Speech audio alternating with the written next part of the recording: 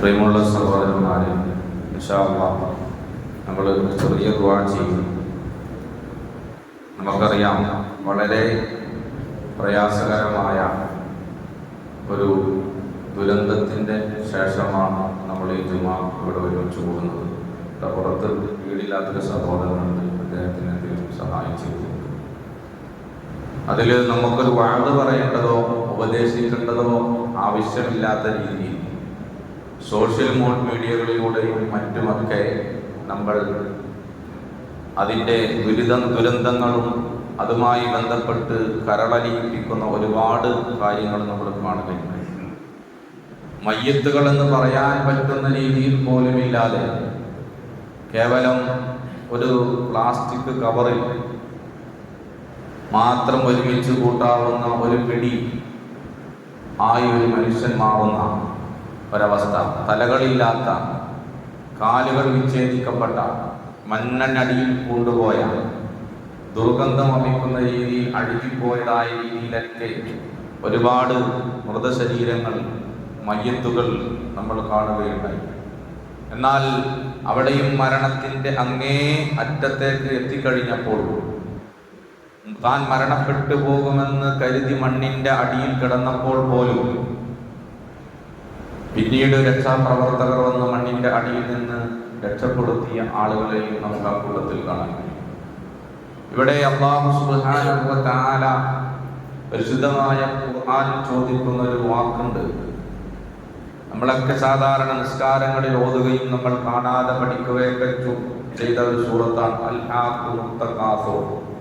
എവിടെ വരെയാണ് നിങ്ങളുടെ ഈ പ്രൗഢി നടിക്കൽ? എവിടെ വരെയാണ് നിങ്ങൾ ഇങ്ങനെ അഹങ്കരിക്കുന്നത്? ഹത്താ സുർത്തുമുൽ മഖാബിർ, നിങ്ങൾ ശവകുടീരങ്ങൾ, ശവപ്പറമ്പുകൾ സന്ദർശിക്കുന്നത് വരെ ആണ് കേട്ടോ ഈ കാണുന്ന ഈ അഹങ്കാരങ്ങളൊക്കെ ഉള്ളത്. അള്ളാഹു നമ്മളെങ്ങനെ ഭീഷണിപ്പെടുത്തി എന്നൊക്കെ പറയാവുന്ന രീതിയിൽ അള്ളാഹു നമ്മളോട് ചോദിക്കും, എത്രയാണ് നിങ്ങൾ അഹങ്കരിക്കുന്നത്? എത്രയാണ് നിങ്ങൾ പ്രൗഢി നടിക്കുന്നത്? എത്രയാണ് നിങ്ങൾ ഭൗതികമായി ജീവിതത്തിലേക്ക് മാത്രം തിരിഞ്ഞു പോകുന്നത്? ഹത്താ സുർത്തുമുൽ മഖാബിർ, നിങ്ങൾ ശവ പറമ്പുകൾ സന്ദർശിക്കുന്നത് വരെയാണ്. യഥാർത്ഥത്തിൽ അത് നമ്മൾ അന്നൊക്കെ വേണമെങ്കിൽ അതിനർത്ഥം വെക്കുമ്പോൾ നമ്മൾക്ക് ഖബർസ്ഥാനുകളാണ് ഓർമ്മ വന്നതെങ്കിൽ ഇന്നങ്ങനെയല്ല. ആ പ്രളയം, ആ ഉരുൾ പൊട്ടൽ നടന്ന സ്ഥലമെടുത്താൽ അതൊരു ശവപ്പറമ്പായി മാറിയിട്ടുണ്ട്. ഹത്താ സുർത്തുമുൽ മഖാബിർ, ആ പ്രളയത്തിൻ്റെ ആ ദുരന്തം നടന്ന ആ ദുരന്ത ഭൂമി സത്യത്തിൽ ഒരു 300ഓളം വരുന്ന, ഏറ്റവും ലേറ്റസ്റ്റ് ആയത് 300ൻ്റെ അടുത്തെത്തിയല്ലോ, 300ഓളം വരുന്ന മയ്യത്തുകളെ കൊണ്ട് നിറയ്ക്കപ്പെട്ട ആ ശവപ്പറമ്പ് എത്തുന്നത് വരെയാണ്. അവിടെ എത്തിയപ്പോൾ ഇന്നലെ വരെ അവിടെ ചില വീടുകൾ നമുക്ക് കാണാൻ 2 നില വീടുണ്ടായിരുന്നു, അവിടെ കാണാൻ കഴിയും. അതിൻ്റെ ഓരത്ത് തന്നെ ഷീറ്റിട്ട പെരകളുണ്ടായിരുന്നു, വീടുകളുണ്ടായിരുന്നു. ആ ഷീറ്റിട്ട വീടുകൾ അവിടെ നിലനിൽക്കുകയും ഇരുനില കെട്ടിടങ്ങൾ നിലം പൊത്തുകയും അതിൻ്റെ കോൺക്രീറ്റുകൾ നിലത്ത് കിടക്കുന്നതും കാണാൻ കഴിയും. ആ ഇരുനില വീട്ടിൽ കിടന്നവനും അതിൻ്റെ ചാരത്ത് ഷീറ്റ് മേഞ്ഞ വീട്ടിൽ കിടന്നവനും ഓടിൽ മേഞ്ഞ കിടന്നവനും ഇന്ന് ഒരേ സ്ഥലത്ത് ഒരുപോലെയുള്ള ഭക്ഷണം കഴിച്ച്, ഒരുപോലെയുള്ള വസ്ത്രം ധരിച്ച്, ഒരുപോലെ ഉള്ള കാറ്റും വെളിച്ചവും അനുഭവിച്ച് കഴിയുന്നൊരവസ്ഥയിലേക്ക് നമ്മളെ എവിടെയും സംഭവിക്കാം, എങ്ങനെയും സംഭവിക്കാമല്ലോ. അതുകൊണ്ട് ഇത് മനുഷ്യന്, അവരെ സംബന്ധിച്ചിടത്തോളം അവർക്ക് പ്രയാസങ്ങളുണ്ട്, നമ്മളെ സംബന്ധിച്ചിടത്തോളം ഇതൊരു പാഠം കൂടിയാണെന്ന തിരിച്ചറിവ് നമുക്കുണ്ടാകണം.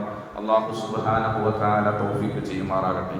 അതൊക്കെ അവിടെ അതിനുവേണ്ടി ഒരുപാട് ചെറുപ്പക്കാർ അല്ലെങ്കിൽ ഒരുപാട് ആളുകൾ അവരെ സഹായിക്കാൻ വേണ്ടി രാപ്പകലില്ലാതെ 4 ദിവസങ്ങളോളായി ഇന്നും അവർ പണിയെടുത്തുകൊണ്ടിരിക്കണം. നമ്മളെ സംബന്ധിച്ചിടത്തോളം നമുക്ക് അങ്ങോട്ട് പോകാൻ കഴിയില്ല.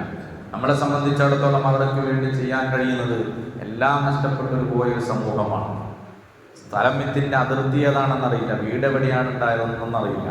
ആ ഒരു സമൂഹത്തിന് ഇനി അവരെ ഒരു ജീവിതത്തിലേക്ക് കൈപിടിച്ചുയർത്തുമ്പോൾ ചിലപ്പോൾ വാപ്പയും ഉമ്മയും നഷ്ടപ്പെട്ടു പോയവർ, ഒരു കുടുംബത്തിലെ മുഴുവൻ ആളുകളും നഷ്ടപ്പെട്ടു പോയവർ, ഒരാളെ മാത്രം ഏകനാക്കപ്പെട്ടവർ, ആ ആളെ മാത്രം തനിച്ചാക്കപ്പെട്ടവർ, വിധവകളാക്കപ്പെട്ടവർ, യതീമീങ്ങളാക്കപ്പെട്ട മക്കൾ, ഇങ്ങനെ ഒരുപാട് ആളുകളുണ്ട്. പുതിയ സർക്കാരും അല്ലാത്ത സന്നദ്ധ സംഘടനകളൊക്കെ അവർക്ക് വേണ്ടി പുനരുദ്ധാരണം നടത്തുമ്പോൾ അതിൽ നമുക്ക് പങ്കുചേരാനും അതിൽ നമുക്ക് നമ്മളെ കൊണ്ട് കഴിയുന്ന രീതിയിൽ സഹായിക്കാനും കഴിയണം. കാരണം നമുക്കിത് വരില്ല എന്നൊരിക്കലും പറയാൻ കഴിയില്ലല്ലോ. നമ്മളെല്ലാവരും കൊണ്ട് രക്ഷപ്പെട്ടിരിക്കുന്നവരാകുന്നില്ല. ദുരന്തങ്ങൾ എപ്പോഴും എങ്ങനെ വേണമെങ്കിലും വരാം. അതുകൊണ്ട് ആ തിരിച്ചറിവോടുകൂടെ നമ്മളൊരു നല്ല സംഖ്യ മനസ്സിൽ കരുതിക്കൊണ്ട് അത്തരം അത് കൃത്യമായി അവിടെ എത്തുമെന്നുള്ള ആളുകളുടെ അല്ലെങ്കിൽ അത്തരം ഭാഗങ്ങളിൽ കൂടെ മാത്രം അത് ചെലവഴിക്കുവാനും നമുക്ക് കഴിയണം. അല്ലാഹു സുബ്ഹാനഹു വ തആല തൗഫീഖ് ചെയ്യുമാറാകട്ടെ. അൽ ഫാത്തിഹ.